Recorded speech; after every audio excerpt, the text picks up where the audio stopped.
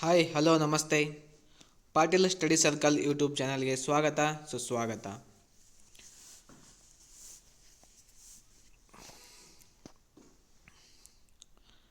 ಮುಂಬರುವ KTET, GPSTR, PSTR ಮತ್ತು HSTR ಪರೀಕ್ಷೆಗಳಿಗೆ ಉಪಯುಕ್ತವಾಗುವಂತಹ ವಿಜ್ಞಾನ ತರಗತಿಗಳನ್ನು ನಾವು ಮಾಡ್ತಾ ಇದ್ದೇವೆ. ಈಗಾಗಲೇ ವಿಜ್ಞಾನಕ್ಕೆ ಸಂಬಂಧಿಸಿದಂತೆ 3 ತರಗತಿಗಳನ್ನು ನಾವು ಮಾಡಿದ್ದೇವೆ. ಇವತ್ತು 4ನೇ ತರಗತಿ. ತುಂಬ ಮುಖ್ಯವಾದಂಥ ಪ್ರಶ್ನೆಗಳನ್ನು ನಿಮ್ಮ ಮುಂದೆ ತಂದಿದ್ದೇನೆ. ಹಾಗಾದರೆ ಸಮಯವನ್ನು ವ್ಯರ್ಥ ಮಾಡದೆ ನಾವು ನೇರವಾಗಿ ಪ್ರಶ್ನೆಗಳಿಗೆ ಹೋಗೋಣ. ಮೊದಲನೇ ಪ್ರಶ್ನೆಯನ್ನು ನೋಡ್ರಿ. ವಿದಳನ ಕ್ರಿಯೆಯಿಂದ ಮಾತ್ರ ಸಂತಾನೋತ್ಪತ್ತಿ ನಡೆಸುವ ಜೀವಿಗಳ ಗುಂಪು. ಬಯಾಲಜಿಗೆ ಸಂಬಂಧಿಸಿದಂಥ ಪ್ರಶ್ನೆ. ವಿದಳನ ಕ್ರಿಯೆಯಿಂದ ಮಾತ್ರ ಸಂತಾನೋತ್ಪತ್ತಿ ನಡೆಸುವಂತಹ ಜೀವಿಗಳ ಗುಂಪು ನೋಡ್ರಿ. Option A amoeba, hydra, spirogyra. Option B ಲೀನಿಯಾ, amoeba, yeast. Option C amoeba, plasmodium, planaria. Option D amoeba, plasmodium, ಲೀನಿಯಾ. ನೋಡ್ರಿ, ಈ ಪ್ರಶ್ನೆಗೆ ಸರಿಯಾದಂಥ ಉತ್ತರ ಯಾವುದಾಗುತ್ತೆಪ್ಪ ಅಂದರೆ ನೋಡ್ರಿ, ವಿದಳನ ಕ್ರಿಯೆ ಅಂತಕ್ಕಂಥದ್ದು ಒಂದು ಅಲೈಂಗಿಕ ರೀತಿ ಸಂತಾನೋತ್ಪತ್ತಿಯಲ್ಲಿ ಬರುವಂತಹ ಒಂದು ಭಾಗ. ಹಾಗಾದರೆ ಈ ಪ್ರಶ್ನೆಗೆ ಸರಿಯಾದಂಥ ಉತ್ತರ option D amoeba, plasmodium, Linea ಅಂತಕ್ಕಂಥದ್ದು ಸರಿಯಾದಂಥ ಉತ್ತರ. ಹಾಗಾದರೆ ನೋಡ್ರಿ, ಅಲೈಂಗಿಕ ಸಂತಾನೋತ್ಪತ್ತಿ ಸೆಕ್ಸುವಲ್ ರಿಪ್ರೊಡಕ್ಷನ್, ಮೇನಾಗಿ ರಿಪ್ರೊಡಕ್ಷನ್ನಲ್ಲಿ 2 ವಿಧಗಳು. ಒಂದು ಸೆಕ್ಸುವಲ್ ರಿಪ್ರೊಡಕ್ಷನ್, ಒಂದು ಅಸೆಕ್ಸುವಲ್ ರಿಪ್ರೊಡಕ್ಷನ್. ಲೈಂಗಿಕ ಸಂತಾನೋತ್ಪತ್ತಿ ಮತ್ತು ಅಲೈಂಗಿಕ ಸಂತಾನೋತ್ಪತ್ತಿ. ಈ ಅಲೈಂಗಿಕ ಸಂತಾನೋತ್ಪತ್ತಿಯಲ್ಲಿ ಮತ್ತು ಪ್ರಮುಖವಾಗಿ ವಿಧಗಳು ಬರ್ತವೆ. ಹಾಗಾದರೆ ಮೊದಲನೆಯ ವಿಧ ವಿದಳನ, ಫಿಷನ್ ಅಂತಕ್ಕಂಥದ್ದು. ಈ ವಿದಳನ ಕ್ರಿಯೆಯಿಂದ ಸಂತಾನೋತ್ಪತ್ತಿಯನ್ನು ನಡೆಸುವಂತಹ ಜೀವಿಗಳು ಅಮೀಬಾ, ಪ್ಯಾರಾಮಿಷಿಯಂ, ಬ್ಯಾಕ್ಟೀರಿಯಾ. ನೆಕ್ಸ್ಟ್ ಬರುವಂಥದ್ದು ಮೊಗ್ಗು ಉತ್ಪತ್ತಿ, ಬಡ್ಡಿಂಗ್ ಅಂತ ಹೇಳ್ತೀವಲ್ಲ. ಈ ಒಂದು ಕ್ರಿಯೆಯಿಂದ ಸಂತಾನೋತ್ಪತ್ತಿಯನ್ನು ನಡೆಸುವಂತಹ ಜೀವಿಗಳು ಈಸ್ಟ್ ಮತ್ತು ಹೈಡ್ರಾ ಅಂತಕ್ಕಂಥದ್ದು ಬಡ್ಡಿಂಗ್ ಮೂಲಕ ತಮ್ಮ ಸಂತಾನೋತ್ಪತ್ತಿಯನ್ನು ಮಾಡ್ತವೆ. ನೆಕ್ಸ್ಟ್ ಸ್ಪೋರ್ಸ್ ಅಂತಕ್ಕಂಥದ್ದು, ಸ್ಪೋರ್ಸ್ ಫಾರ್ಮೇಷನ್ ಅಂತಕ್ಕಂಥದ್ದು ಶಿಲೀಂಧ್ರಗಳು, ರೈಜೋಪಸ್ಗಳು ಮಾಡುವಂತಹ ಸಂತಾನೋತ್ಪತ್ತಿ. ನೆಕ್ಸ್ಟ್ ಖಂಡನ ಅಂದರೆ ಫ್ರಾಗ್ಮೆಂಟೇಷನ್ ಅಂತಕ್ಕಂಥದ್ದು ಸ್ಪೈರೋಗೈರಾ ಜೀವಿಗಳಲ್ಲಿ ನಾವು ಕಾಣಬಹುದು. ನೆಕ್ಸ್ಟ್ ಪುನರುತ್ಪತ್ತಿ, ರೀಜನರೇಷನ್ ಅಂತಕ್ಕಂಥದ್ದು ಪ್ಲನೇರಿಯಾದಲ್ಲಿ ಕಾಣ್ಬೋದು. ನೆಕ್ಸ್ಟ್ ಸಸ್ಯಗಳಲ್ಲಿ ಶಾಖೀಯ ಸಂತಾನೋತ್ಪತ್ತಿ, ವೆಜಿಟೇಟಿವ್ ಪ್ರೊಪೋಗೇಷನ್ ಅಂದರೆ ಆಲೂಗಡ್ಡೆ, ಸಕ್ಕರೆ ಕಬ್ಬು, ಬಾಳೆ. ನೋಡ್ರಿ, ನಾವು ಆಲೂಗಡ್ಡೆ ಮತ್ತು ಕಬ್ಬಿನಲ್ಲಿ ಏನು ಮಾಡ್ತೀವಿ, ವೆಜಿಟೇಟಿವ್ ಪ್ರೊಪೋಗೇಷನ್ ಸಂತಾನೋತ್ಪತ್ತಿಯನ್ನು ನಾವು ನೋಡ್ತೇವೆ. ಯಾಕಂದರೆ ನೀವು ಆಲೂಗಡ್ಡೆಯನ್ನು ಭಾಳ ದಿವಸ ನಿಮ್ಮ ಮನೆಯಲ್ಲಿ ಆಲೂಗಡ್ಡೆ ತಂದಿರ್ತಾರಲ್ಲ, ಭಾಳ ದಿವಸ ಹಂಗೆ ಇಡ್ರಿ, ಅದರಲ್ಲಿ ಆಲೂಗಡ್ಡೆ ಮೇಲೆ ಏನಾಗುತ್ತೆ, ಒಂಥರ ಪ್ರೊಪೋಗೇಷನ್ಸ್ ಬರ್ತವೆ ಮೇಲೆ. ಅದರಿಂದ ಆಲೂಗಡ್ಡೆ ಸಂತಾನೋತ್ಪತ್ತಿಯನ್ನು ನಡೆಸುತ್ತದೆ. ಮತ್ತು ಕಬ್ಬನ್ನು ಬೆಳಿಬೇಕಾದ್ರೆ ಕಬ್ಬನ್ನು ಹೊಲದಲ್ಲಿ ಹಾಕಿ ತುಳಿತಾರೆ ಕಬ್ಬನ್ನು. ಯಾಕಂದರೆ ಆ ಕಬ್ಬಿನಲ್ಲಿ ಕೂಡ ವೆಜಿಟೇಟಿವ್ ಪ್ರೊಪೋಗೇಷನ್ ಆಗುತ್ತೆ. ನೆಕ್ಸ್ಟ್ ಮುಂದಿನ ಪ್ರಶ್ನೆ ನೋಡ್ರಿ, ವಿದಳನ ಕ್ರಿಯೆ ಸಂತಾನೋತ್ಪತ್ತಿ ನಡೆಸುವ ಜೀವಿಗಳು ನೋಡ್ರಿ. ಮೊದಲನೇದು ಈಸ್ಟ್, ನೆಕ್ಸ್ಟ್ ಹೈಡ್ರಾ, ಆಮೇಲೆ ಸ್ಪಾಂಜ್ ಅಂತಕ್ಕಂಥದ್ದು. ನೋಡಿ ಯಾವ ರೀತಿ ವಿದಳನವನ್ನು ನಡೆಸ್ತಾವು ಅಂತಕ್ಕಂಥದ್ದು. ನೆಕ್ಸ್ಟ್ ಮುಂದಿನ ಪ್ರಶ್ನೆ, ಒಂದು ಸೊಲೆನಾಯ್ಡ್ನ ಒಳಭಾಗದಲ್ಲಿ ಕಾಂತೀಯ ಬಲರೇಖೆಗಳು ಸಮಾಂತರ ಸರಳ ರೇಖೆಗಳಂತೆ ಇರುತ್ತವೆ. ಇದಕ್ಕೆ ಕಾರಣ ಸೊಲೆನಾಯ್ಡ್ನ ಒಳಭಾಗದಲ್ಲಿ ಕಾಂತಕ್ಷೇತ್ರವು. ನೋಡ್ರಿ, ನೀವು ಸೊಲೆನಾಯ್ಡನ್ನು ನೋಡಿದ್ರಾ? ಹಾಗಾದರೆ ಆ ಸೊಲೆನಾಯ್ಡ್ನ ಒಳಭಾಗದಲ್ಲಿ ಕಾಂತೀಯ ಬಲರೇಖೆಗಳು ಸಮಾಂತರ ಸರಳ ರೇಖೆಗಳಂತೆ ಇರುತ್ತವೆ. ಇದಕ್ಕೆ ಕಾರಣ ಏನು? ಸೊಲೆನಾಯ್ಡ್ನ ಒಳಭಾಗದಲ್ಲಿ ಕಾಂತಕ್ಷೇತ್ರ ಏನಾಗಿರುತ್ತದೆ? ಆಪ್ಷನ್ ಎ ನೋಡ್ರಿ, ಅತ್ಯಂತ ಹೆಚ್ಚಾಗಿರುತ್ತದೆ. Option B, ಏಕರೂಪವಾಗಿರುತ್ತದೆ.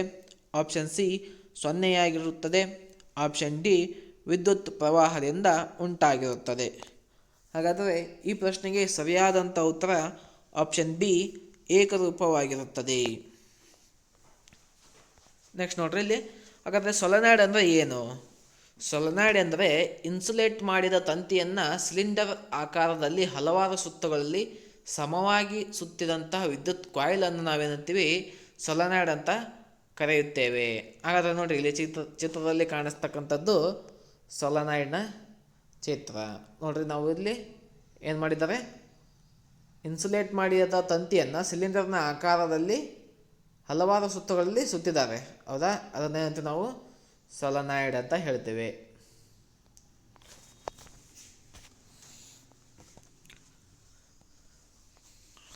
ನೆಕ್ಸ್ಟ್ ಮುಂದಿನ ಪ್ರಶ್ನೆ, ಇವುಗಳಲ್ಲಿ ಯಾವುದು ಕಾಂತೀಯ ಬಲರೇಖೆಗಳ ಒಂದು ಲಕ್ಷಣವಲ್ಲ? ಆಪ್ಷನ್ ಎ, ಕಾಂತೀಯ ಬಲರೇಖೆಗಳು ಧ್ರುವಗಳ ಬಳಿ ದಟ್ಟವಾಗಿರುತ್ತವೆ. ಆಪ್ಷನ್ ಬಿ, ಕಾಂತೀಯ ಬಲರೇಖೆಗಳು ಆವೃತ ಜಾಲಗಳಾಗಿವೆ. ಆಪ್ಷನ್ ಸಿ, ಕಾಂತೀಯ ಬಲರೇಖೆಗಳು ಒಂದನ್ನೊಂದು ಛೇದಿಸುತ್ತವೆ. ಆಪ್ಷನ್ ಡಿ, ಕಾಂತೀಯ ಬಲರೇಖೆಗಳು ಉತ್ತರ ಧ್ರುವದಲ್ಲಿ ಉತ್ಸರ್ಜಿತವಾಗಿ ದಕ್ಷಿಣ ಧ್ರುವದಲ್ಲಿ ವಿಲೀನಗೊಳ್ಳುತ್ತವೆ. ನೋಡ್ರಿ, ಪ್ರಶ್ನೆಯನ್ನು ನೋಡ್ರಿ ಕರೆಕ್ಟಾಗಿ ನೋಡ್ರಿ. ಯಾವುದು ಲಕ್ಷಣವಲ್ಲ ಅಂತ ಕೇಳಿದ್ದಾರೆ. ಈ ಪ್ರಶ್ನೆಗೆ ಸರಿಯಾದಂಥ ಉತ್ತರ ಆಪ್ಷನ್ ಸಿ, ಕಾಂತೀಯ ಬಲರೇಖೆಗಳು ಒಂದನ್ನೊಂದು ಛೇದಿಸುವುದಿಲ್ಲ. ನೋಡ್ರಿ, ಕಾಂತೀಯ ಬಲರೇಖೆಗಳು ಒಂದನ್ನೊಂದು ಛೇದಿಸುವುದಿಲ್ಲ. ಹಾಗಾದರೆ ಕಾಂತೀಯ ಬಲರೇಖೆಗಳ ಲಕ್ಷಣಗಳನ್ನು ನೋಡ್ರಿ. ಮೊದಲನೇದು, ಕಾಂತೀಯ ಬಲರೇಖೆಗಳು ಕಲ್ಪಿತ ರೇಖೆಗಳು, ಅಂದರೆ ಇವೇನೋ ಇಮ್ಯಾಜಿನರಿ ಲೈನ್ಸ್. ಇವು ಕಾಂತೀಯ ಬಲರೇಖೆಗಳು ಇಮ್ಯಾಜಿನರಿ ಲೈನ್ಸ್ ಆಗಿವೆ. ನೆಕ್ಸ್ಟ್, ಕಾಂತದ ಹೊರಭಾಗದಲ್ಲಿ ಉತ್ತರ ಧ್ರುವದಿಂದ ದಕ್ಷಿಣ ಧ್ರುವದತ್ತ ಸಾಗುತ್ತವೆ. ನೆಕ್ಸ್ಟ್, ಕಾಂತದ ಒಳಭಾಗದಲ್ಲಿ ದಕ್ಷಿಣ ಧ್ರುವದಿಂದ ಉತ್ತರ ಧ್ರುವದತ್ತ ಸಾಗುತ್ತವೆ. ನೆಕ್ಸ್ಟ್, ಆದ್ದರಿಂದ ಕಾಂತೀಯ ಬಲರೇಖೆಗಳು ಮುಚ್ಚಿದ ವಲಯಗಳಲ್ಲಿ ರಚಿಸುತ್ತವೆ. ನೋಡ್ರಿ, ಏನಾಗಿರ್ತವೆ, ಇವು ಕ್ಲೋಸ್ಡ್ ಲೂಪಲ್ಲಿ ಫಾರ್ಮೇಷನ್ ಆಗಿರ್ತವೆ. ನೆಕ್ಸ್ಟ್, ಯಾವುದೇ ಎರಡು ಕಾಂತೀಯ ಬಲರೇಖೆಗಳು ಒಂದನ್ನೊಂದು ಛೇದಿಸುವುದಿಲ್ಲ. ನೋಡ್ರಿ, ಇದು ನೋಡ್ರಿ ಲಕ್ಷಣ. ಯಾವುದೇ ಕಾಂತೀಯ ಬಲರೇಖೆಗಳು, ಎರಡು ಕಾಂತೀಯ ಬಲರೇಖೆಗಳು ಒಂದನ್ನೊಂದು ಛೇದಿಸುವುದಿಲ್ಲ, ಅಂದರೆ ಇಂಟರ್ಸೆಕ್ಟ್ ಆಗೋದಿಲ್ಲ. ನೆಕ್ಸ್ಟ್, ಬಲರೇಖೆಗಳ ಸಾಂದ್ರತೆ ಹೆಚ್ಚು ಇದ್ದರೆ ಆ ಸ್ಥಳದಲ್ಲಿ ಕಾಂತೀಯ ಕ್ಷೇತ್ರ ಬಲವಾಗಿರುತ್ತದೆ.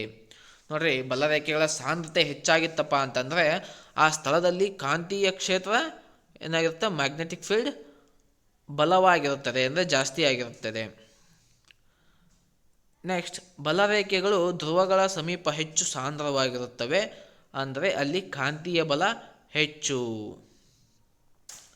ನೆಕ್ಸ್ಟ್, ಕಾಂತೀಯ ಬಲರೇಖೆಗಳ ಮೇಲೆ ಎಲ್ಲಿ ಬೇಕಾದರೂ ಸ್ಪರ್ಶ ರೇಖೆ ಎಳೆದರೆ ಆ ಬಿಂದುವಿನಲ್ಲಿ ಕಾಂತೀಯ ಕ್ಷೇತ್ರದ ದಿಕ್ಕನ್ನು ಸೂಚಿಸುತ್ತದೆ. ಇವು 8 ಏನೋ ಕಾಂತೀಯ ಬಲರೇಖೆಗಳ ಲಕ್ಷಣಗಳು. ಮುಂದಿನ ಪ್ರಶ್ನೆ, ಮಾನವನ ಗಂಡು ಸಂತಾನೋತ್ಪತ್ತಿ ವ್ಯೂಹದಲ್ಲಿ ವೀರ್ಯಾಣು ಮತ್ತು ಮೂತ್ರಗಳೆರಡಕ್ಕೂ ಸಾಮಾನ್ಯವಾಗಿ ಹಾದು ಹೋಗುವ ಮಾರ್ಗ ಯಾವುದು ಅಂತ ಕೇಳಿದರೆ, ಆಪ್ಷನ್ ಎ, ಮೂತ್ರ ವಿಸರ್ಜನಾ ನಾಳ. ಆಪ್ಷನ್ ಬಿ, ಮೂತ್ರನಾಳ. ಆಪ್ಷನ್ ಸಿ, ವೀರ್ಯನಾಳ. ಆಪ್ಷನ್ ಡಿ, ಮೂತ್ರಕೋಶ. ನೋಡ್ರಿ, ಮಾನವನ ಗಂಡು ಸಂತಾನೋತ್ಪತ್ತಿ ವ್ಯೂಹದಲ್ಲಿ ವೀರ್ಯಾಣು ಮತ್ತು ಮೂತ್ರಗಳೆರಡಕ್ಕೂ ಒಂದೇ ಸಾಮಾನ್ಯವಾಗಿ ಹಾದು ಹೋಗುವಂತಹ ಮಾರ್ಗ ಯಾವುದು ಅಂತ ಕೇಳಿದರೆ, ಹಾಗಾದರೆ ಈ ಪ್ರಶ್ನೆಗೆ ಸರಿಯಾದಂಥ ಉತ್ತರ ಆಪ್ಷನ್ ಎ, ಮೂತ್ರ ವಿಸರ್ಜನಾ ನಾಳ ಅಂತಕ್ಕಂಥದ್ದು. ಈ ಮೂತ್ರ ವಿಸರ್ಜನಾ ನಾಳದ ಮೂಲಕ ವೀರ್ಯಾಣು ಮತ್ತು ಮೂತ್ರಗಳು ಎರಡೂ ಬರೋದಕ್ಕೆ ಇದು ಒಂದೇ ದಾರಿ. ನೆಕ್ಸ್ಟ್, ಪೂರ್ವಜರಿಂದ ಸಾಮ್ಯತೆಗೆ ಕಾರಣವಾಗುವ ಹಲವು ಗುಣಗಳು ತಮ್ಮ ಮುಂದಿನ ಪೀಳಿಗೆಗೆ ವರ್ಗಾವಣೆಯಾಗುವುದನ್ನು ಏನಂತ ಕರಿತೀವಿ ಅಂತ ಕೇಳಿದರೆ, ನೋಡ್ರಿ, ನಮ್ಮ ಪೂರ್ವಜರಿಂದ ಹಲವಾರು ಸಾಮ್ಯತೆಗಳಿಗೆ ನಾವು ಏನಾಗುತ್ತೆ, ನಮ್ಮಲ್ಲಿ ಕೂಡ ಕಂಡುಬರ್ತವೆ. ಹಲವಾರು ನಮ್ಮ ಪೂರ್ವಜರಿಗೆ ಇದ್ದಂತಹ ಕೆಲವು ಗುಣಗಳು ಮುಂದೆ ಬರುವಂತಹ ಮಕ್ಕಳಿಗೂ ಕೂಡ ಪೀಳಿಗೆಯಿಂದ ಪೀಳಿಗೆಗೆ ಸಾಮ್ಯತೆಯನ್ನು ಕಾಣ್ಬೋದು ನಾವು. ಹಾಗಾದರೆ ಅದನ್ನೇನಂತ ಕರಿತೀವಿ? ಆಪ್ಷನ್ ಎ DNA ಸ್ವಪ್ರತೀಕರಣ, ಆಪ್ಷನ್ ಬಿ ಉತ್ಪರಿವರ್ತನೆ, ಆಪ್ಷನ್ ಸಿ ವರ್ಗಾವಣೆ, ಆಪ್ಷನ್ ಡಿ ಅನುವಂಶೀಯತೆ. ನೋಡ್ರಿ, ಈ ಪ್ರಶ್ನೆಗೆ ಸರಿಯಾದಂಥ ಉತ್ತರ ಆಪ್ಷನ್ ಡಿ ಅನುವಂಶೀಯತೆ ಅಂತ ಕರಿತೀವಿ ನಾವು. ನೋಡ್ರಿ, ನಮ್ಮ ಪೂರ್ವಜರಿಂದ ಅವರ ಕೆಲವು ಗುಣಗಳು ಮುಂದಿನ ಪೀಳಿಗೆಗೆ ಬರೋದನ್ನು ನಾವೇಂತೀವಿ? ಅನುವಂಶೀಯ ಅಂತ ಕರಿತೀವಿ. ನೆಕ್ಸ್ಟ್ ಮುಂದಿನ ಪ್ರಶ್ನೆ, ಮಾನವನ ಹೆಣ್ಣು ಸಂತಾನೋತ್ಪತ್ತಿ ವ್ಯೂಹದಲ್ಲಿ ಅಂಡವು ಅಂಡಾಶಯದಿಂದ ಈ ಭಾಗದ ಮೂಲಕ ಗರ್ಭಕೋಶಕ್ಕೆ ಸಾಗಿಸಲ್ಪಡುತ್ತದೆ. ನೋಡ್ರಿ, ಆಪ್ಷನ್ ಎ ಗರ್ಭಕೋಶದ ಕಂಠ, ಆಪ್ಷನ್ ಬಿ ಫೆಲೋಪಿಯನ್ ನಾಳ, ಆಪ್ಷನ್ ಸಿ ಜರಾಯು ಅಥವಾ ಪ್ಲಾಸೆಂಟಾ ಅಂತ ಕರಿತೀವಿ, ಆಪ್ಷನ್ ಡಿ ಯೋನಿ. ನೋಡ್ರಿ, ಈ ಪ್ರಶ್ನೆಗೆ ಸರಿಯಾದಂಥ ಉತ್ತರ ಆಪ್ಷನ್ ಬಿ ಫೆಲೋಪಿಯನ್ ನಾಳ. ನೋಡ್ರಿ, ಮಾನವನ ಹೆಣ್ಣು ಸಂತಾನೋತ್ಪತ್ತಿಯುವುದಲ್ಲಿ ಅಂಡವು ಅಂಡಾಶಯದಿಂದ ಈ ಫೆಲೋಪಿಯನ್ ನಾಳದ ಮೂಲಕ ಗರ್ಭಕೋಶಕ್ಕೆ ಸಾಗಿಸಲ್ಪಡುತ್ತದೆ. ಹಾಗಾದರೆ ನೋಡ್ರಿ, ಇಲ್ಲಿ ಫಿಮೇಲ್ ರಿಪ್ರೊಡಕ್ಟಿವ್ ಸಿಸ್ಟಮ್. ನೋಡ್ರಿ, ಇಲ್ಲಿ ಏನು ಕಾಣ್ತದೆ ನಿಮ್ಗೆ? ಫೆಲೋಪಿಯನ್ ಟ್ಯೂಬ್ಸ್ ಅಂತ, ಫೆಲೋಪಿಯನ್ ನಾಳಗಳು. ಇವು ಫೆಲೋಪಿಯನ್ ನಾಳಗಳು. ಇಲ್ಲಿ ಬಿಡುಗಡೆಯಾದಂಥ ಏನಿದು ಅಂಡಾಶಯ ಈ ಫೆಲೋಪಿಯನ್ ನಾಳದ ಮೂಲಕ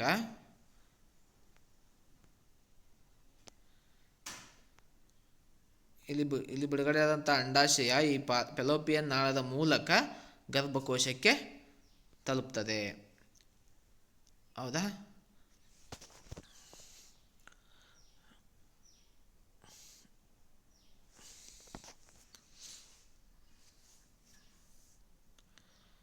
ನೆಕ್ಸ್ಟ್ ನೋಡ್ರಿ, ಹಾಗಾದರೆ ನಾವು ಹೆಣ್ಣು ಮಕ್ಕಳಲ್ಲಿ ಡೆಲಿವರಿ ಆದಮೇಲೆ ಆಪರೇಷನ್ ಅಂತ ಮಾಡಿಸ್ತಾರೆ. ಹೌದಾ? ಹಾಗಾದರೆ ಅಲ್ಲಿ ಏನು ಮಾಡ್ತಾರೆ ಅಂದರೆ ಈ ಫೆಲೋಪಿಯನ್ ಟ್ಯೂಬ್ಗಳನ್ನು ಕಟ್ ಮಾಡಿ ಇಲ್ಲಿ ಟೈ ಮಾಡ್ತಾರೆ. ಕಟ್ ಆ್ಯಂಡ್ ಟೈಡ್ ಅಂತ ಕರಿತೀವಿ. ಕಟ್ ಮಾಡಿ ಅಲ್ಲೇ ಕಟ್ತಾರೆ. ಅದನ್ನೇನಂತ ನಾವು ಆಪರೇಷನ್ ಮಾಡಿಸಿದ್ದೀವಿ ಅಂತ ಹೇಳ್ತಾರೆ. ಹೌದಾ? ಅಲ್ಲಿ ಏನಾಗುತ್ತೆ ಪ್ರೊಸೆಸ್ ಅಂದರೆ, ಇಲ್ಲಿ ಇರ್ತಕ್ಕಂಥ ಅಂಡಾಶಯಗಳು ಈ ಫೆಲೋಪಿಯನ್ ನಾಳದ ಮೂಲಕ ಈ ಗರ್ಭಕೋಶಕ್ಕೆ ಸಾಗಬೇಕು. ಆದರೆ ಇಲ್ಲಿ ನಾವು ಕಟ್ ಮಾಡಿ ಇದನ್ನು ಟೈ ಮಾಡಿದಾಗ ಇಲ್ಲಿ ಬಿಡುಗಡೆಯಾದಂಥ ಅಂಡಾಶಯ ಈ ಫೆಲೋಪಿಯನ್ ನಾಳದ ಮೂಲಕ ಈ ಗರ್ಭಕೋಶಕ್ಕೆ ತಲುಪಲು ಸಾಧ್ಯವಿಲ್ಲ. ಹೌದಾ? ಅದಕ್ಕೋಸ್ಕರ ಏನು ಮಾಡ್ತಾರೆ? ಈ ಫೆಲೋಪಿಯನ್ ಟ್ಯೂಬನ್ನು ಕಟ್ ಮಾಡಿ ಟೈ ಮಾಡ್ತಾರೆ. ಅದನ್ನೇನಂತ ನಾವು ಆಪರೇಷನ್ ಅಂತ ಕರಿತೀವಿ.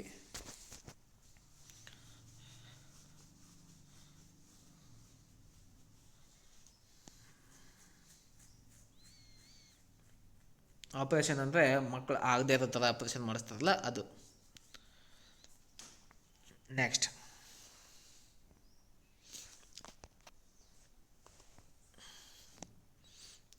ಮಾನವರಲ್ಲಿ ಲೈಂಗಿಕ ಸಂಪರ್ಕದಿಂದ ಸಾಮಾನ್ಯವಾಗಿ ಹರಡುವ ಬ್ಯಾಕ್ಟೀರಿಯಾ ಸೋಂಕು.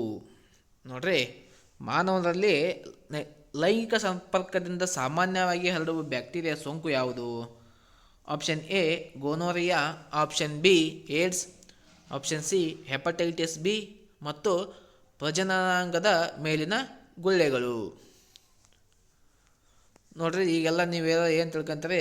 ಈ ಪ್ರಶ್ನೆಗೆ ಸರಿಯಾದಂಥ ಉತ್ತರ ಏಡ್ಸ್ ಅಂತ ನಿಮ್ಮ ಮೈಂಡಲ್ಲಿ ಬಂದಿರುತ್ತೆ ಈಗಾಗಲೇ. ಹೌದಾ? ಹಾಗಾದರೆ ಈ ಪ್ರಶ್ನೆಗೆ ಸರಿಯಾದ ಉತ್ತರ ಯಾವುದಂತ ನೋಡ್ರಿ, ಆಪ್ಷನ್ ಎ ಗೋನೋರಿಯಾ.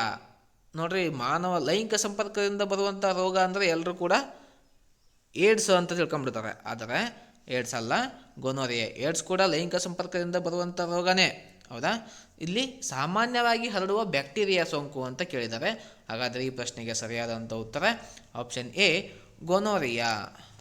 ಹಾಗಾದರೆ ನೋಡ್ರಿ, ಗೋನೋರಿಯಾ ಸೋಂಕು ಇದು ಲೈಂಗಿಕ ಸಂಪರ್ಕದಿಂದ ಹರಡುವಂಥ ಬ್ಯಾಕ್ಟೀರಿಯಾ ಸೋಂಕು.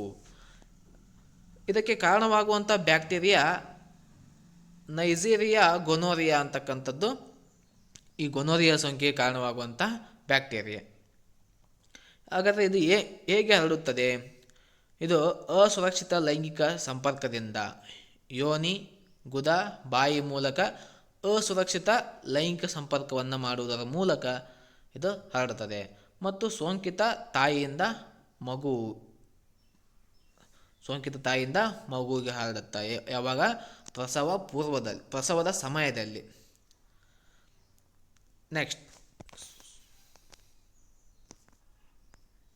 ನೆಕ್ಸ್ಟ್ ಇದನ್ನು ತಡೆಗಟ್ಟುವ ವಿಧಾನ.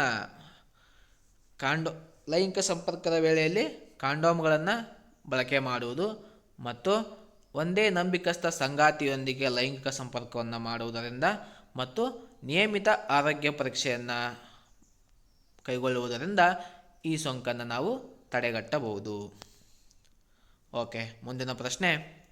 ಒಂದು ಪೀನ ಮಸೂರದಿಂದ ವಸ್ತುವಿನ ಚಿಕ್ಕದಾದ ಮತ್ತು ಸತ್ಯ ಪ್ರತಿಬಿಂಬವನ್ನು ಪಡೆಯಲು ಆ ವಸ್ತುವನ್ನು ಇರಿಸಬೇಕಾದ ಸ್ಥಾನ.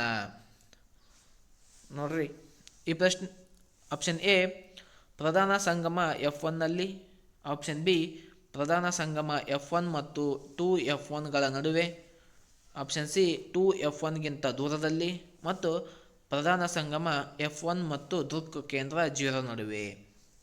ಹಾಗಾದರೆ ಈ ಪ್ರಶ್ನೆಗೆ ಸರಿಯಾದಂಥ ಉತ್ತರ ಆಪ್ಷನ್ ಸಿ 2F1ಗಿಂತ ದೂರದಲ್ಲಿ. ಮಸೂರಗಳ ಮೇಲೆ ಆಲ್ಮೋಸ್ಟ್ ಪ್ರಶ್ನೆ ಕೇಳ್ತಾರೆ, ಹಾಗಾಗಿ ಸರಿಯಾಗಿ ಅರ್ಥ ಮಾಡಿಕೊಳ್ರಿ. ನೆಕ್ಸ್ಟ್ ಮುಂದಿನ ಪ್ರಶ್ನೆ. ಈ ಕೆಳಗಿನವುಗಳಲ್ಲಿ ನಿಮ್ನ ಮಸೂರಕ್ಕೆ ಸಂಬಂಧಿಸಿದಂತೆ ಸರಿಯಾದ ಹೇಳಿಕೆ. ನೋಡ್ರಿ, ನಿಮ್ನ ಮಸೂರಕ್ಕೆ ಸಂಬಂಧಿಸಿದಂಥ ಹೇಳಿಕೆಗಳು. ಬೆಳಕಿನ ಕಿರಣಗಳನ್ನು ಕೇಂದ್ರೀಕರಿಸುತ್ತದೆ. ಆಪ್ಷನ್ ಬಿ ಬೆಳಕಿನ ಕಿರಣಗಳನ್ನು ವಿಕೇಂದ್ರೀಕರಿಸುತ್ತದೆ. ಆಪ್ಷನ್ ಸಿ ತಲೆಗಳ ಪ್ರತಿಬಿಂಬವನ್ನು ಉಂಟು ಮಾಡುತ್ತದೆ. ಆಪ್ಷನ್ ಡಿ ಸತ್ಯ ಪ್ರತಿಬಿಂಬವನ್ನು ಉಂಟು ಮಾಡುತ್ತದೆ. ಹಾಗಾದರೆ ಈ ಪ್ರಶ್ನೆಗೆ ಸರಿಯಾದಂಥ ಉತ್ತರ ಆಪ್ಷನ್ ಬಿ ಬೆಳಕಿನ ಕಿರಣಗಳನ್ನು ವಿಕೇಂದ್ರೀಕರಿಸುತ್ತದೆ. ನೋಡ್ರಿ, ನಿಮ್ನ ಮಸೂರಕ್ಕೆ ಸರಿಯಾದಂಥ ಹೇಳಿಕೆ ಬೆಳಕಿನ ಕಿರಣಗಳನ್ನು ವಿಕೇಂದ್ರೀಕರಿಸುತ್ತದೆ. ಮುಂದಿನ ಪ್ರಶ್ನೆ. ವಿದ್ಯುತ್ ಮಂಡಲದಲ್ಲಿ ಫ್ಯೂಸ್ನ ಕಾರ್ಯ. ನೋಡ್ರಿ, ನೀವು ನಿಮ್ಮ ಮನೆಯಲ್ಲಿ ಮತ್ತು ನಿಮ್ಮ ಹೊಲಗಳಲ್ಲಿ ಇರುವಂತಹ ಪಂಪ್ಸೆಟ್ಟಲ್ಲಿ ನೀವೇನು ಕಾಣ್ಬೋದು? ಫ್ಯೂಸ್ಗಳನ್ನು ಕಾಣ್ಬೋದು. ಮತ್ತು ಮನೆಯಲ್ಲಿ ಕೂಡ ಫ್ಯೂಸ್ಗಳು ಇರ್ತವೆ, ಹೌದಾ? ಹಾಗಾದರೆ ಈ ಫ್ಯೂಸ್ನ ಕಾರ್ಯ ಏನು? ಇದು ಏನು ಕೆಲಸ ಮಾಡ್ತದೆ ಫ್ಯೂಸ್ ಅಂತಕ್ಕಂಥದ್ದು ಅಂದರೆ ನೋಡ್ರಿ, ಆಪ್ಷನ್ ನೋಡ್ರಿ. ವಿದ್ಯುತ್ ಪ್ರವಾಹದ ದಿಕ್ಕನ್ನು ಹಿಮ್ಮುಖಗೊಳಿಸುತ್ತದೆ, ವಿದ್ಯುತ್ ಪ್ರವಾಹದ ಚಲನೆಯ ದಿಕ್ಕನ್ನು ತೋರಿಸುತ್ತದೆ, ವಿಭವಾಂತರವನ್ನು ಅಳೆಯುತ್ತದೆ. ಆಪ್ಷನ್ ಡಿ ವಿದ್ಯುತ್ ಉಪಕರಣಗಳನ್ನು ರಕ್ಷಿಸುತ್ತದೆ.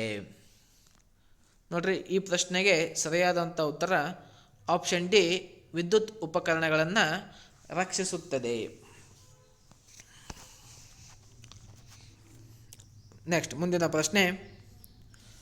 ಕೊಟ್ಟಿರುವ ಚಿತ್ರದಲ್ಲಿ ವ್ಯಕ್ತವಾಗಿರುವ ಜೈವಿಕ ಪ್ರಕ್ರಿಯೆ. ಆಪ್ಷನ್ ಎ ತುಂಡರಿಕೆ ವಿಧಾನದಿಂದ ಮರಿಜೀವಿಗಳ ಉತ್ಪಾದನೆ. ಆಪ್ಷನ್ ಬಿ ಬಹು ವಿದಳನ ಮರಿಜೀವಿಗಳ ಉತ್ಪಾದನೆ. ಆಪ್ಷನ್ ಸಿ ವಿಶಿಷ್ಟ ಜೀವಕೋಶಗಳ ಅಭಿವರ್ಧನೆಯಿಂದ ಅಂಗಾಂಶಗಳ ಪುನರ್ ಉತ್ಪಾದನೆ. ಆಪ್ಷನ್ ಡಿ ಕಾಯಜ ರೀತಿಯಿಂದ ಅಲೈಂಗಿಕ ಸಂತಾನೋತ್ಪತ್ತಿ. ನೋಡ್ರಿ, ಇಲ್ಲಿ ಕೊಟ್ಟಿರುವಂತಹ ಚಿತ್ರವನ್ನು ನೋಡ್ರಿ. ಹಾಗಾದರೆ ಇದೇನಾಗುತ್ತಾ?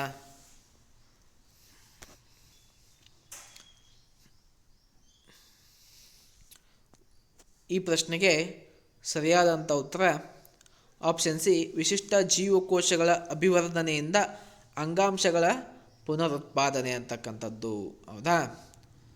ನೆಕ್ಸ್ಟ್ ಮುಂದಿನ ಪ್ರಶ್ನೆ. ವಾಹನದ ಹಿನ್ನೋಟ ದರ್ಪಣದಲ್ಲಿ ಉಪಯೋಗಿಸುವ ದರ್ಪಣದ ವಿಧ. ನೋಡ್ರಿ, ನಾವು ವಾಹನಗಳಲ್ಲಿ ಬಳಸುವಂತಹ ದರ್ಪಣ, ಕಾರ್, ಬೈಕ್, ಬಸ್ ಇನ್ನಿತರ ಎಲ್ಲ ವಾಹನಗಳಲ್ಲಿ ಹಿಂಬದಿ ಸವಾರರನ್ನು ನಾವು ನೋಡಲು ಏನು ಮಾಡಿರ್ತೀವಿ? ಕನ್ನಡಿಗಳನ್ನು ಹಾಕಿರ್ತೀವಿ ನಮ್ಮ ಗಾಡಿಗಳಿಗೆ. ಹಾಗಾದರೆ ಅಲ್ಲಿ ಬಳಸುವಂತಹ ದರ್ಪಣದ ವಿಧ ಯಾವುದು?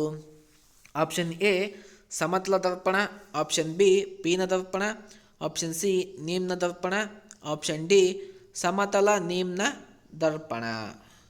ಹಾಗಾದರೆ ಈ ಪ್ರಶ್ನೆಗೆ ಸರಿಯಾದಂಥ ಉತ್ತರ ಆಪ್ಷನ್ ಬಿ ಪೀನದರ್ಪಣ. ಪೀನದರ್ಪಣವನ್ನು ವಾಹನದ ಹಿನ್ನೋಟದ ದರ್ಪಣವಾಗಿ ನಾವು ಬಳಕೆ ಮಾಡ್ತೇವೆ. ಯಾಕಂದರೆ ದೂರದಿಂದ ಬರ್ತಕ್ಕಂಥ ವಾಹನಗಳು ನಮಗೆ ಸರಿಯಾಗಿ ಕಾಣಲಿ ಅಂತೇಳಿ ನಾವು ಏನು ಮಾಡ್ತೀವಿ, ಪೀನದರ್ಪಣವನ್ನು ಅಳವಡಿಕೆ ಮಾಡಿರ್ತೇವೆ. ನೆಕ್ಸ್ಟ್ ಮುಂದಿನ ಪ್ರಶ್ನೆ, ರೋಧಶೀಲತೆಯ SI ಏಕಮಾನ. ನೋಡ್ರಿ, ರೋಧಶೀಲತೆ ಅಂದರೆ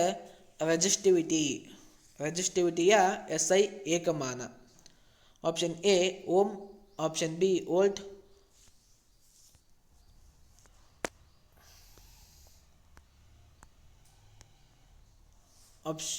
ನೋಡ್ರಿ ರೋಧಶೀಲತೆಯ SI ಏಕಮಾನ option D ohm metre. Next ಮುಂದಿನ ಪ್ರಶ್ನೆ, ಹಣ್ಣಾಗಿ ಬೆಳೆಯುವ ಹೂವಿನ ಭಾಗ ಮತ್ತು ಸಸ್ಯದ ಬೇರಾಗಿ ಬೆಳೆಯುವ ಬೀಜದ ಭಾಗ ಕ್ರಮವಾಗಿ. ನೋಡ್ರಿ, ಹಣ್ಣಾಗಿ ಬೆಳೆಯುವಂತಹ ಹೂವಿನ ಭಾಗ ಯಾವುದು ಮತ್ತು ಸಸ್ಯದ ಬೇರಾಗಿ ಬೆಳೆಯುವ ಬೀಜದ ಭಾಗ ಯಾವುದು ಅಂತ ಕೇಳಿದ್ದಾರೆ. ನೋಡ್ರಿ, ಆಪ್ಷನ್ ಎ ನೋಡ್ರಿ, ಅಂಡಾಶಯ ಮತ್ತು ಪ್ರಥಮ ಕಾಂಡ ಮತ್ತು ಪ್ರಥಮ ಮೂಲ, ಅಂಡಾಶಯ ಮತ್ತು ಪ್ರಥಮ ಮೂಲ,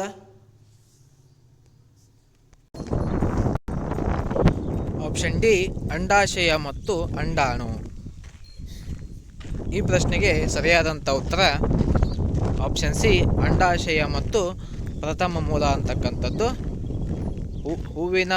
ಹಣ್ಣಾಗಿ ಬೆಳೆಯುವಂಥ ಹೂವಿನ ಭಾಗ ಅಂಡಾಶಯ ಮತ್ತು ಸಸ್ಯದ ಬೇರಾಗಿ ಬೆಳೆಯುವಂಥ ಬೀಜದ ಭಾಗ ಪ್ರಥಮ ಮೂಲ.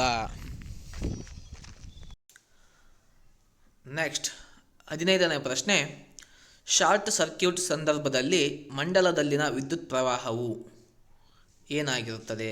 ಆಪ್ಷನ್ ಎ ತುಂಬ ಕಡಿಮೆಯಾಗುತ್ತದೆ, ಆಪ್ಷನ್ ಬಿ ತಟಸ್ಥವಾಗಿರುತ್ತದೆ, ಆಪ್ಷನ್ ಸಿ ಬಹಳ ಹೆಚ್ಚಾಗಿರುತ್ತದೆ, ಆಪ್ಷನ್ ಡಿ ಸತತವಾಗಿ ಬದಲಾಗುತ್ತದೆ.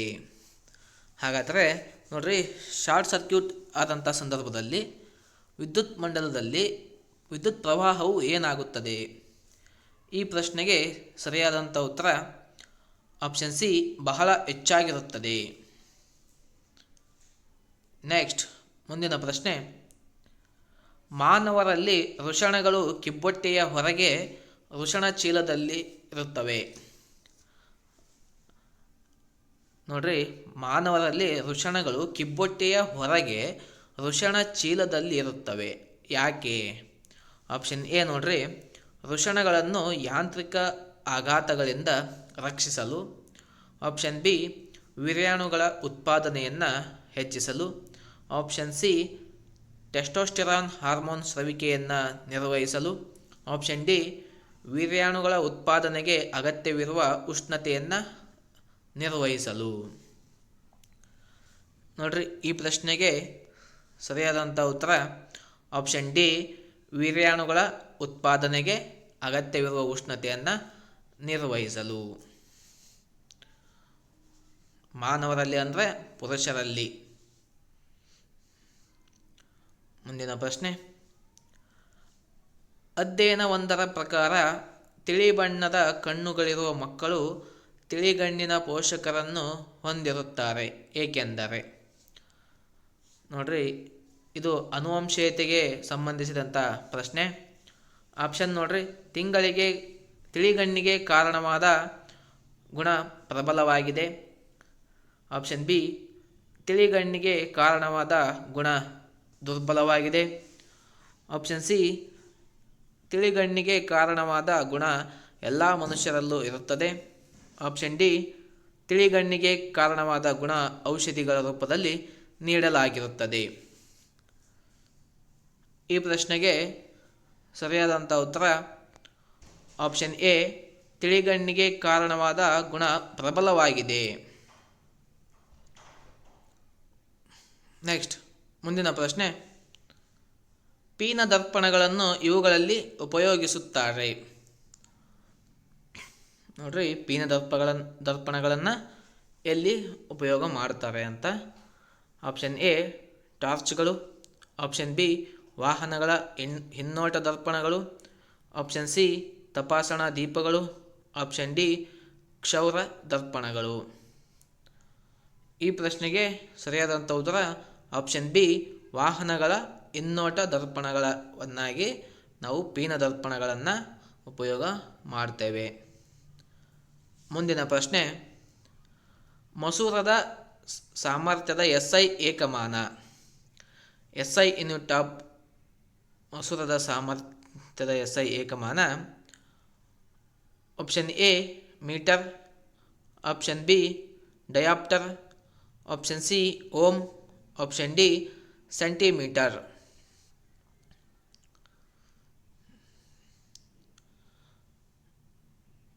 ಈ ಪ್ರಶ್ನೆಗೆ ಸರಿಯಾದಂಥ ಉತ್ತರ ಆಪ್ಷನ್ ಬಿ ಡಯಾಪ್ಟರ್. ಡಯಾಪ್ಟರ್ ಅಂತಕ್ಕಂಥದ್ದು ಮಸೂರದ ಸಾಮರ್ಥ್ಯದ SI ಏಕಮಾನ. ನೆಕ್ಸ್ಟ್ ಕೊನೆಯ ಪ್ರಶ್ನೆ, ವಿದ್ಯುತ್ ಬಲ್ಬ್ನಲ್ಲಿ ಈ ಪರಿಣಾಮದಿಂದ ಬೆಳಕು ಉಂಟಾಗುತ್ತದೆ. ಆಪ್ಷನ್ ಎ ಕಾಂತೀಯ, ಆಪ್ಷನ್ ಬಿ ಉಷ್ಣ, ಆಪ್ಷನ್ ಸಿ ರಾಸಾಯನಿಕ, ಆಪ್ಷನ್ ಡಿ ಧ್ವನಿ. ಹಾಗಾದರೆ ನೋಡ್ರಿ, ವಿದ್ಯುತ್ ಬಲ್ಬ್ನಲ್ಲಿ ಯಾವ ಪರಿಣಾಮದಿಂದ ಬೆಳಕು ಉಂಟಾಗುತ್ತದೆ ಅಂದರೆ ಈ ಪ್ರಶ್ನೆಗೆ ಸರಿಯಾದಂಥ ಉತ್ತರ ಆಪ್ಷನ್ ಬಿ ಉಷ್ಣ ಪರಿಣಾಮದಿಂದ ವಿದ್ಯುತ್ ಬಲ್ಬ್ನಲ್ಲಿ ಬೆಳಕು ಉಂಟಾಗುತ್ತದೆ. ಓಕೆ, ನಾವು ಇವತ್ತಿನ ತರಗತಿಯಲ್ಲಿ 20 ಪ್ರಮುಖ ಪ್ರಶ್ನೋತ್ತರಗಳನ್ನು ಚರ್ಚೆ ಮಾಡಿದ್ದೇವೆ. ಈ ತರಗತಿ ನಿಮಗೆ ಉಪಯುಕ್ತ ಎನಿಸಿದರೆ ವಿಡಿಯೋಗೊಂದು ಲೈಕ್ ಮಾಡಿ, ಹಾಗೆ ನಿಮ್ಮ ಅನಿಸಿಕೆಯನ್ನು ಕಾಮೆಂಟ್ ಮೂಲಕ ತಿಳಿಸಿ, ಮತ್ತು ಈ ತರಗತಿಯನ್ನು ನಿಮ್ಮ ಫ್ರೆಂಡ್ಸ್ಗಳಿಗೆ ಶೇರ್ ಮಾಡಿ ಅಂತ ಹೇಳ್ತಾ, ಮತ್ತು ನಮ್ಮ ಚಾನಲನ್ನು ಸಬ್ಸ್ಕ್ರೈಬ್ ಮಾಡುವುದನ್ನು ಮರೆಯಬೇಡಿ. ಮತ್ತು ಇನ್ನೂ ಹೆಚ್ಚಿನ ಪ್ರಮುಖ ಪ್ರಶ್ನೋತ್ತರಗಳೊಂದಿಗೆ ನಿಮ್ಮ ಮುಂದೆ ಮುಂದಿನ ತರಗತಿಯಲ್ಲಿ ಸಿಗೋಣ ಅಂತ ಹೇಳ್ತಾ ಧನ್ಯವಾದಗಳು.